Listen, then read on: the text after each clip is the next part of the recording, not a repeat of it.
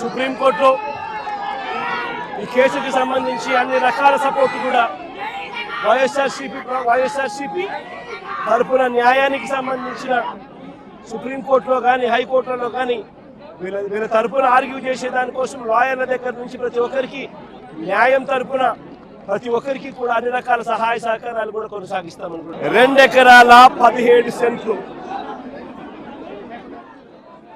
ఈ 2 ఎకరాల 17 సెంట్లకు సంబంధించి దాదాపుగా 42 కుటుంబాలు 25 సంవత్సరాలుగా ఈ 42 కుటుంబాలు ఇక్కడే నివాసమై ఉంటున్నాయి. 25 సంవత్సరాలుగా వీళ్ళు మాదిరిగా ఇల్లు కట్టుకొని ఉన్నారు. ఈ మాదిరిగా ధ్వంసం చేశారు. 25 సంవత్సరాలుగా వీళ్ళు ఇక్కడ ఇంట్లో ఇల్లు కట్టుకొని ఇక్కడే ఉంటా ఉన్నారు. ఓవైపు ఏమో సుప్రీంకోర్టుకు సంబంధించి సుప్రీంకోర్టులో ఈ స్థలానికి సంబంధించి ఓవైపు ఏమో న్యాయ పోరాటం జరుగుతూ ఉంది. సుప్రీంకోర్టులో పిటిషన్ పెండింగ్ లో ఉంది. డిసెంబర్ 31వ తారీఖు వరకు పోలీసులను డిసెంబర్ 31వ తారీఖు వరకు ఈ 42 కుటుంబాలకు సుప్రీంకోర్టు ఊరటనిచ్చింది. డిసెంబర్ 31వ తారీఖు వరకు సుప్రీంకోర్టు ఊరట పొందిన ఈ కేసులో ఈ 42 కుటుంబాలు ఓవైపున సుప్రీంకోర్టులో కేసు పెండింగ్ ఉండగానే 31వ తారీఖు వరకు ఊరట ఉండగానే ఇక్కడ పోలీసులను అడ్డు పెట్టుకొని ఏకంగా 200 మంది పోలీసులు ఇక్కడ వచ్చి ప్రైవేట్ పార్టీకి మద్దతు తెలుపుతూ ఈ 42 ఇళ్లకు సంబంధించిన బాధితులను నిర్దాక్షిణ్యంగా వాళ్ళ ఇంట్లో ఉండగానే వాళ్ళ ఇళ్ళన్నీ కూడా పగలగొట్టడం జరిగింది. వీళ్ళందరినీ రోడ్డును పడేయడం జరిగింది. నేను అడుగుతా ఉన్నాను, ప్రభుత్వ పెద్దల ప్రమేయంతోనే వారి సహకారంతోనే వారి ఆశీస్సులతోనే ఇంత అకస్మాత్తుగా సుప్రీంకోర్టులో డిసెంబర్ 31వ తారీఖున వరకు గడువు ఉంది అని తెలిసినా కూడా అధికార దుర్వినియోగం చేస్తూ వీళ్ళందరినీ రోడ్డు పాలు చేయడం జరిగింది. నేను అడుగుతా ఉన్నాను ఇక్కడే, అయ్యా చంద్రబాబు గారు, ఈ 2 ఎకరాల 17 సెంట్లకు సంబంధించి వీటి విలువ ఎంత అని చెప్పి నేను ఇక్కడ అడిగా. ఎంతక్క ఇక్కడ దీని విలువ?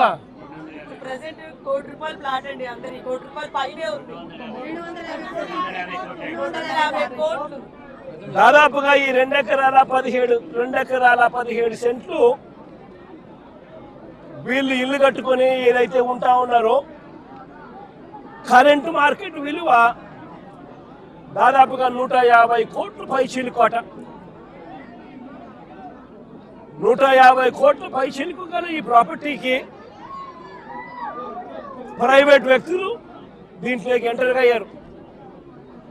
2016లో, అంటే అప్పుడు కూడా చంద్రబాబు నాయుడు గారు ముఖ్యమంత్రిగా ఉన్నప్పుడే, 2016లో ఒక 1981 సంవత్సరం డేటెడ్గా 2016లో ఒక ఫేక్ సొసైటీ పెట్టడం జరిగింది. తప్పుడు డాక్యుమెంట్లతో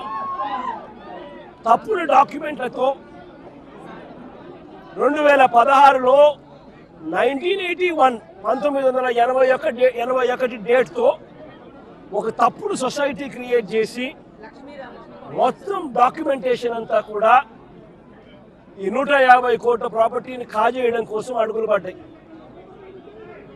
వీరందరూ చంద్రబాబు నాయుడుతో సన్నిహితులు. నారా లోకేష్ గారి ఇన్వాల్వ్మెంట్, లోకల్ ఎంపీ కేశినేని చిన్ని పూర్తిగా ఇన్వాల్వ్ అయి ఉన్నారు. ఇక్కడ కార్పొరేటర్ కూడా జనసేన పార్టీకి సంబంధించిన కార్పొరేటర్ కూడా ఒక ఆయన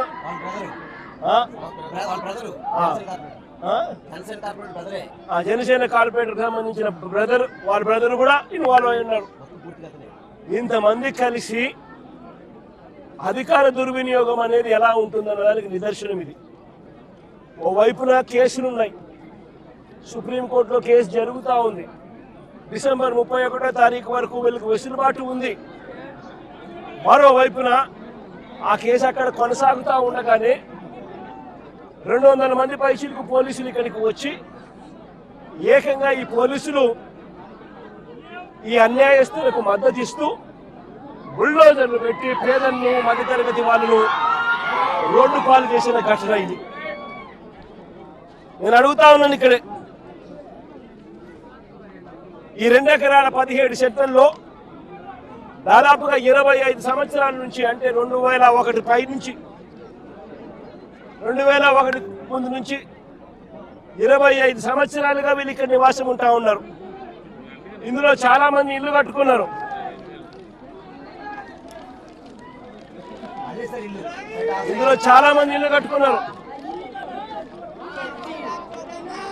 ఈ ఇంటికి సంబంధించి, ఈ ఇళ్లకు సంబంధించి Vijayawada municipal corporation building plan approvals ఇచ్చినారు. విజయవాడ మున్సిపల్ కార్పొరేషన్ వారు బిల్డింగ్ ప్లాన్స్ అప్రూవల్ ఇచ్చినారు. ఈ ఇళ్లకు కరెంట్ కనెక్షన్ ఇచ్చినారు, డ్రైనేజ్ కనెక్షన్ ఇచ్చినారు. ఈ ఇంటికి అన్ని రకాల అనుమతులతో పాటు ప్లాన్ అప్రూవల్ చేసి విజయవాడ మున్సిపల్ కార్పొరేషన్ వాళ్ళు వీళ్ళు ఇల్లు కట్టుకుంటా ఉంటే ఇళ్ళకు కూడా ప్లాన్ అప్రూవల్స్ శాంక్షన్ చేసి స్టాంప్ వేస్తారు. మరోవైపున బ్యాంకులు వాళ్ళు డ్యూ డెలిజెన్స్ పూర్తి చేసి వీళ్ళందరికీ లోన్లు కూడా ఇచ్చినారు. ఇక్కడ ఉన్న వాళ్ళు దాదాపుగా ఒక్కొక్కరు 20 లక్షలు 25 లక్షల రూపాయల పైన వీళ్ళంతా కూడా లోన్లు కూడా తీసుకుని ప్లాన్స్ ఎలా ఇచ్చారో అడుగుతా ఉన్నా. స్థలాలు వేరొకరివే అయితే ఈ ఇళ్లకు కరెంటు, డ్రైనేజు, ఇతర కనెక్షన్స్ అన్ని ఎలా ఇచ్చారో అని అడుగుతా ఉన్నా.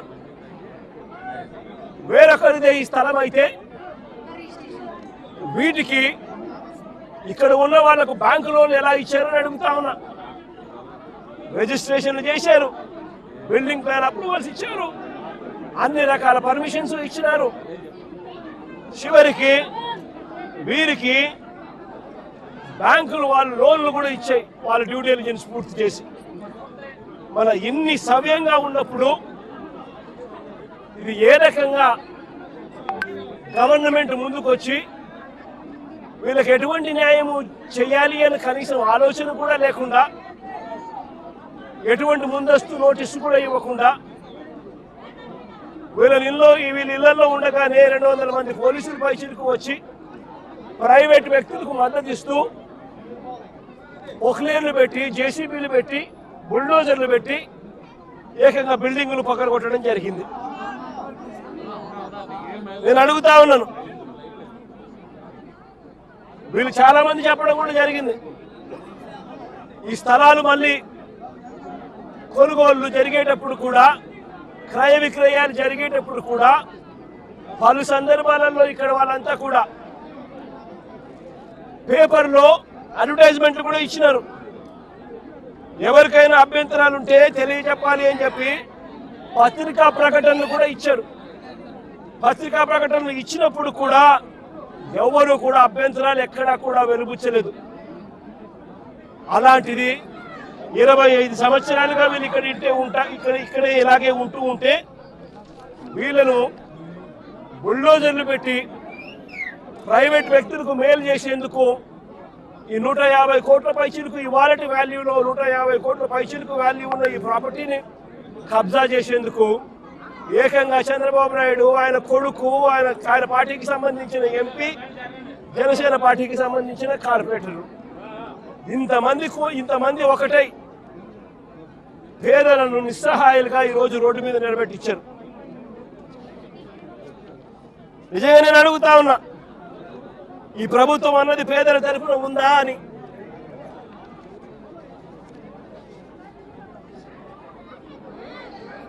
ఎక్కడైనా ఎప్పుడైనా కూడా ప్రభుత్వం అన్నది చేయాల్సింది ఏమిటి? ఇటువంటి పరిస్థితిలో వచ్చినప్పుడు వీళ్ళంతా వెళ్ళి కంప్లైంట్లు కూడా ఇచ్చినారు. సాక్షాత్తు చంద్రబాబు నాయుడు కలిసినారు, చంద్రబాబు నాయుడు 3 సార్లు కలిసినారు, లోకేష్ 2 సార్లు కలిసినారు, అర్జీలు ఇచ్చినారు.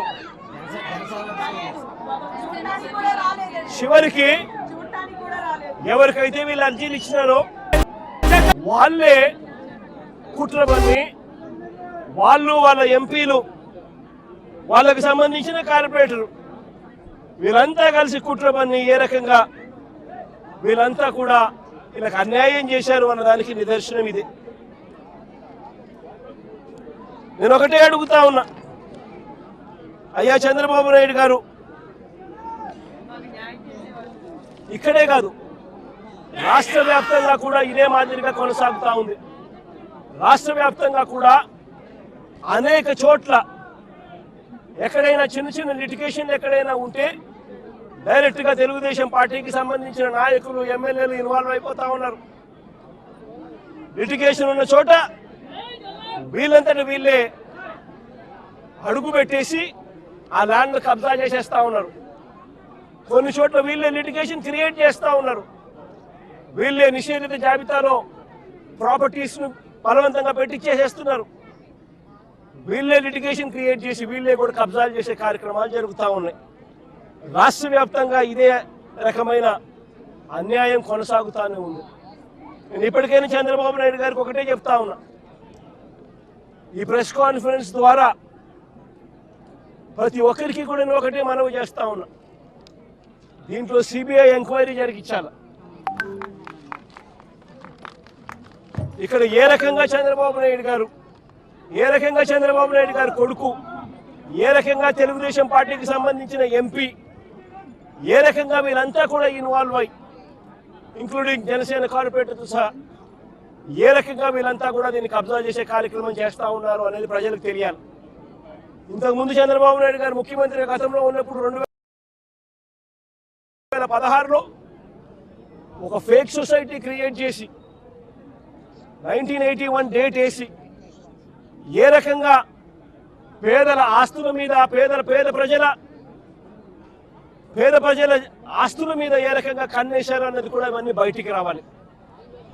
ఇవన్నీ కూడా రాష్ట్ర ప్రభుత్వం కోర్టుల్లో ప్రజల తరపున, పేదల తరపున, మధ్యతరగతి వాళ్ళ తరపున ఆర్గ్యుమెంట్ చేయాల్సింది పోయి, వాళ్లకు తరపున నిలబడాల్సింది పోయి, వీళ్లకు వ్యతిరేకంగా రాష్ట్ర ప్రభుత్వమే స్వయంగా కోర్టులలో వ్యతిరేక అఫిడవిట్లు, వ్యతిరేక పిటిషన్స్ వేసి వీళ్ళకి అన్యాయం చేయడంలో రాష్ట్ర ప్రభుత్వం తన పాత్ర తాను పోషించింది. వీటి అన్నిటి మీద కూడా ఎంక్వైరీ జరగాలి. జరిగి దోషులను, అది చంద్రబాబు నాయుడు కావచ్చు, లోకేష్ కావచ్చు, తెలుగుదేశం పార్టీ విజయవాడ ఎంపీ కావచ్చు, ఇక్కడ తెలుగుదేశం పార్టీ ఇక్కడ జనసేన కార్పొరేటర్ కావచ్చు, వీళ్ళందరి పాత్ర మీద కూడా ఎంక్వైరీ జరగాలి. జరిగి నిజాలన్నీ కూడా బయటికి తీసుకొని రావాలి. వీళ్ళందరూ కూడా ఎవరైతే నష్టపోయినారో, 25 ఏళ్ల నుంచి ఇక్కడే ఉంటున్నారు, ఒక్కొక్కరికి లోన్లు ఉన్నాయి, 20 లక్షలు 25 లక్షల రూపాయలు బ్యాంకుల్లో రుణాలున్నాయి. వీళ్ళని తీసుకొని పోయి ఇప్పుడు నడు రోడ్డు మీద పెట్టారు. వీళ్ళు బతికేది ఎలా? వీళ్ళ లోన్లు ఎలా తీరుస్తారు? రాష్ట్ర ప్రభుత్వం కనికరం చూపించని ఈ పరిస్థితి నుంచి వీళ్ళ పరిస్థితి మారాలి.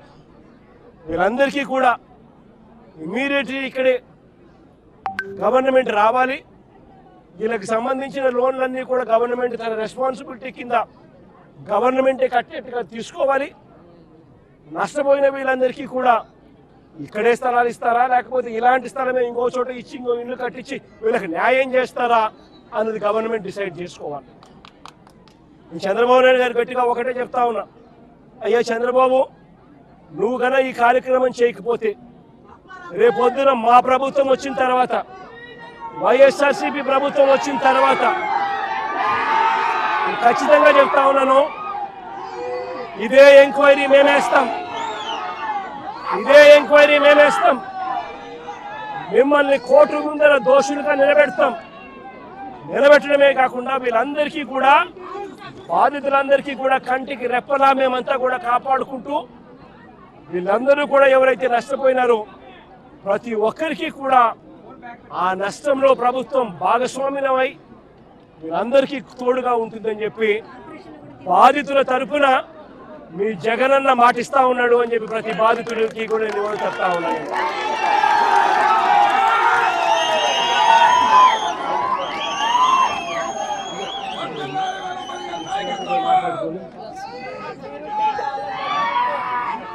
సుప్రీంకోర్టులో ఈ కేసుకి సంబంధించి అన్ని రకాల సపోర్ట్ కూడా వైఎస్ఆర్సీపీ తరపున న్యాయానికి సంబంధించిన సుప్రీంకోర్టులో కానీ హైకోర్టులలో కానీ వీళ్ళ తరపున ఆర్గ్యూ చేసే దానికోసం లాయర్ల దగ్గర నుంచి ప్రతి ఒక్కరికి న్యాయం తరపున ప్రతి ఒక్కరికి కూడా అన్ని రకాల సహాయ సహకారాలు కూడా కొనసాగిస్తామని కూడా తెలియజేస్తాం.